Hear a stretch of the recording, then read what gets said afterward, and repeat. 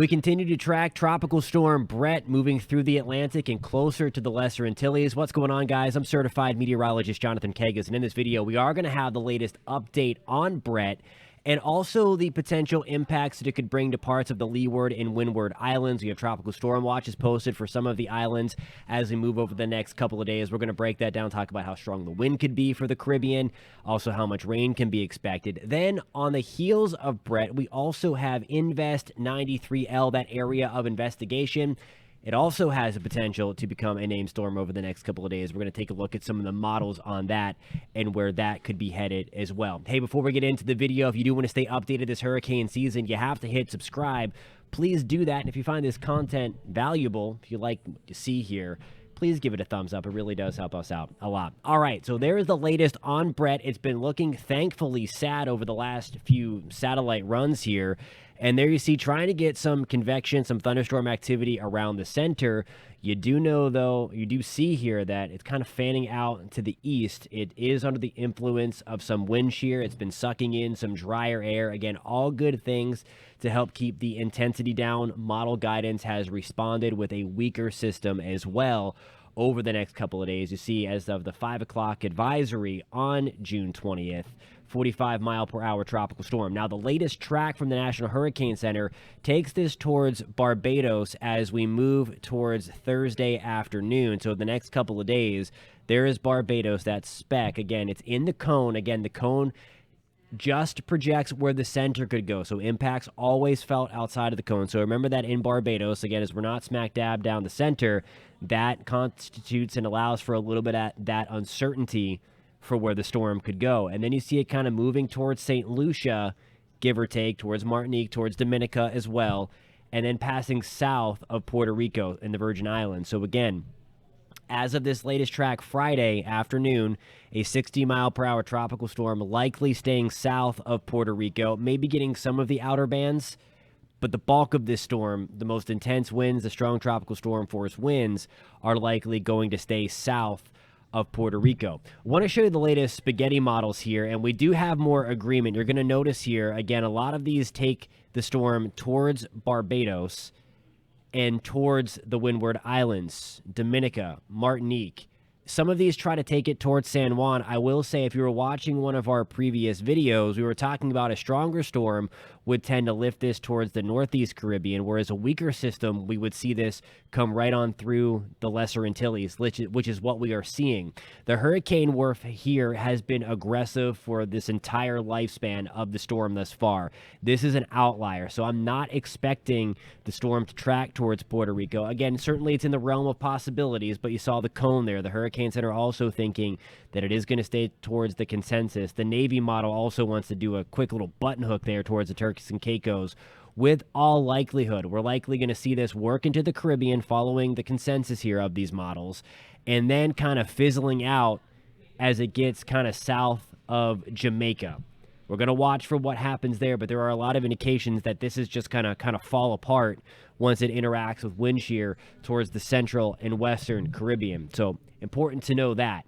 Again, the main impact's likely going to be felt towards Barbados, towards St. Lucia, towards Martinique and Dominica over the next few days. So I want to show you here, this is the egg, as we call it, the tropical egg. So what this does here, it shows the center of the line, which again, we're not going to focus on the center of that line because impacts, as this graphic kind of shows, are felt well outside of the cone and right outside of where the center is going to track. So here is Barbados. So we're under the influence of potential to get some tropical storm force wind gusts. And I'm going to show you island by island here in a second what our winds could be and what the rainfall estimates could be. So you see as we get towards St. Lucia, towards Fort-de-France as well, we could see the opportunity here for tropical storm force wind gusts, the stronger gusts as well, pushing 60 miles an hour there in the yellow. As we kind of pull this back out, you see that kind of quickly go away. The expectation is that once it crosses the Lesser Antilles and enters the Eastern Caribbean, it will start to succumb to more of the detrimental environment there and then weaken pretty quickly as we move over the next few days. Here is the island by island breakdown here. So I want you to focus here. This is going to be kind of as we move into Wednesday afternoon. I want to pause this here as we get towards Thursday. So now we start to see some of the tropical storm force winds. So if you are preparing, and this is certainly something you should prepare for. Again, we're not expecting a hurricane, but still we're going to have those strong tropical force wind speeds and wind gusts, again, that we could push. I'll show you here in a second. But once we get towards Thursday afternoon, so this is now going to be on June 22nd. Note that in Barbados, we have 20 to 30 mile per hour wind gusts, nothing too crazy. But the wind's starting to ramp up in St. Lucia towards 40 miles an hour. And then this is going to be the worst of it. Thursday afternoon into early Friday morning. So the 22nd into the 23rd of June. Now let me get these arrows off the screen so I can show you. Wind gusts pushing 40 to 45 miles an hour into Barbados, pushing 60 plus in St. Lucia, and then again towards Dominica and Martinique as well. You see 36 mile per hour gusts towards Roseau, and then as well towards the Northeast Caribbean. It's going to be gusty, but the worst of the weather is going to be towards the Leeward Islands, towards the Windward Islands, towards the Lesser Antilles. So all of us in there before things start to wind down.